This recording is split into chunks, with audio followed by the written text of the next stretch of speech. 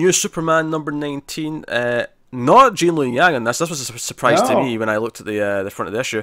In fact, I think you said to me first, actually, before I even got to it. Mariko Tamaki wrote this issue with Brent Peoples on art. Now, Tamaki, I really like from the one thing I've read, which was Supergirl being super. Back at the start of 2017. She's doing like She-Hulk and stuff, I think, over at Marvel, but no. So I like it a lot from that. So I was like, okay. I mean, it's a fill-in writer, but it's a good writer. So we'll see. It's a Laney Lan issue, focusing on the writer. It's set after the first arc in New Superman, and but before we even talk about the issue, it made sense when I was like, okay, fill-in writer makes, because Lang thought 18 was the last issue, and then he was told it was continuing. So it makes a lot of sense. He took a bit of time to like, okay, what's the next arc's going to be, and what we're doing with it. So it makes sense to give him a bit of time and have a fill in here.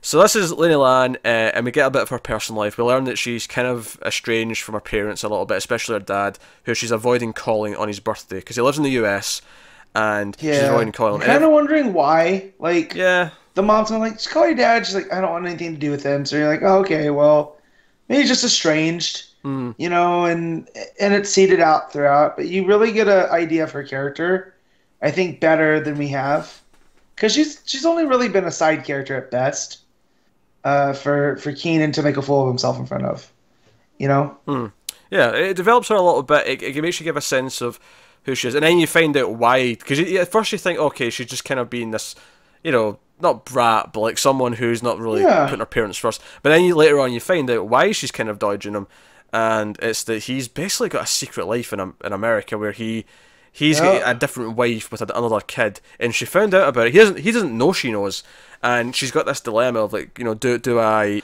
And it's like, oh, do I reveal this? Like, am I basically going to reveal his family secret for him? Like, and it's just giving her this whole dilemma. And then there's some other stuff, how like her boss just wants her to write fluff pieces about technology and apps and the best videos on the internet. Because that's what the young people are interested in. They don't care about hard news. And she wants to be a legit reporter. Like, she wants to break this, the ministry of what's it called? Their self-reliance. There you go. That's it. She wants to break this. That someone sent her this information. That's how she figures out Dr. Omen is Keenan's mom. And so I thought it did a really good job at her dilemma here, and how conflicted she was of, the news should come first, but who am I to break this to Keenan when I can't even break to my own mom about my dad? So, yeah, it sets her up a little bit differently from Lois as well, because obviously before you just she's just the the answer to Lois in this book. But it makes her feel a bit different personality wise. Certainly her boss feels different to Perry, because Perry's all about the hard news. He doesn't want fluff pieces. Perry's he never even looks up at her. He's constantly on the phone, and you see that with the little sound effect, tick tick tick tick. Yeah. So it was like, it's funny because that issue could have came at any point. You could almost argue it'd have been better. I mean, well, it couldn't have been after the first arc because we didn't know about his mum yet. It only works now because we know about the mum, but it could have came at any time. It's a nice place to fill it in, but mainly it develops one of the side characters a little bit, which is nice. And I want to give Tamaki a lot of credit, because I thought it was Yang, and I got to the end and I saw it was Tamaki, and there was no change in how the characters are written. Keenan feels like Keenan, Baishi feels like Baishi, and and Laney feels like Laney. And in fact, I feel like she's left better than when we, first knew her. So it's funny, actually. Really I wonder if she volunteered for this. Like, she knew someone had to fill in, and she's like, "Hey, I'll do an issue on Superman." Or I wonder if DC went, "Do we have any Asian writers other than Lang?"